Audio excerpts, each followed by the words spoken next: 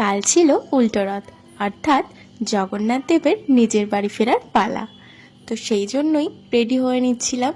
তো হ্যালো সবাইকে, আমি সুস্মিতা আর welcome to my another mini vlog.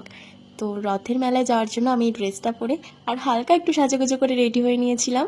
তো মায়ের সাথে বেরিয়েছিলাম, আর বেরিয়েই ফার্স্টে এই ছোট্ট রথটা দেখলাম, যেটা ছিল বাচ্চা পার্টির রথ, মানে বাচ্চারা নিয়ে বেরিয়েছিল রথটা। আর দেখো সাইডে কত ছোট ছোট দোকান বসেছে, খুব সুন্দর সুন্দর জিনিস ছিল দোকানগুলোতে। আর এখানে ছিল গাছের দোকান, প্রচুর ফুল গাছ ছিল। আর রথের মেলায় তো ফুল গাছের দোকান, তারপরে জিলিপি, পাঁপড় ভাজা, এগুলো তো থাকবেই। আর এই যে বলতে বলতে জিলিপির দোকানও দেখলাম, পাঁপড় ভাজার দোকান দেখলাম। যেহেতু খুব বৃষ্টি হচ্ছিল, তাই তখন বৃষ্টিটা থামার কারণে প্রচুর লোক বেরিয়েছিল মেলা দেখতে। আর দেখো কথা বলতে বলতে এখানে আরেকটা রথ চলে এলো, যেখানে ঠাকুরগুলোকে খুব সুন্দর করে সাজিয়েছিল। আর এই রথটাতে না প্রচুর ভিড় ছিল, পেছনে প্রচুর মানুষ ছিল। আর দেখো অনেক ছৌ নৃত্যের কস্টিউম পরা লোকজন যাচ্ছিল। ওরা নাচ করতে করতেই যাচ্ছিল, কিন্তু ওখানে অনেক ভিড় ছিল বলে ওরা তখন হেঁটে হেঁটে যাচ্ছিল। খুব সুন্দর লাগছিল দেখতে। এখানে তো এরা পরী সেজেছিল মনে হয়, মানে পরীর মতোই কস্টিউম পরেছিল।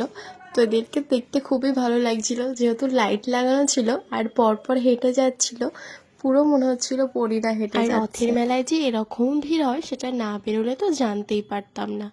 আর সেটা দেখতে দেখতে চলে গেছিলাম পৌরসভা থেকে ফ্রির পাঁপড় নিয়েও নিয়েছি। আর দেখো এখানে আরেকটা রথ চলে এসছে, আর প্রত্যেকটা রথের থেকে দিয়ে দিচ্ছিল প্রসাদ, যেটা আমি নিয়ে নিয়েছি। আর জানো তো, ছোটবেলায় রথের মেলার যে মজাটা ছিল সেটা বড় হয়ে এখন আর তেমন পাই না।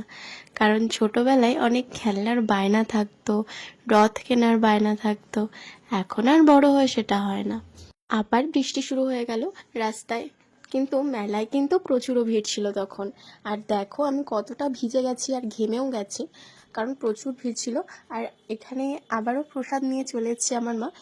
দেখো এই ঠাকুরেরই প্রসাদ ছিল ওটা।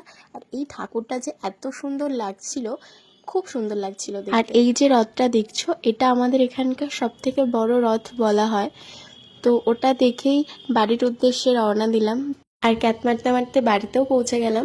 আর রথের মেলায় গেছি, জিলিপি কিনবো না এটা তো হতেই পারে না, তো কিনে নিয়ে এসেছিলাম একটু জিলিপি। আর তোমাদের সবার রথের মেলা কেমন কাটলো অবশ্যই জানাবে। দেখা হবে নেক্সট ভিডিওতে। টাটা।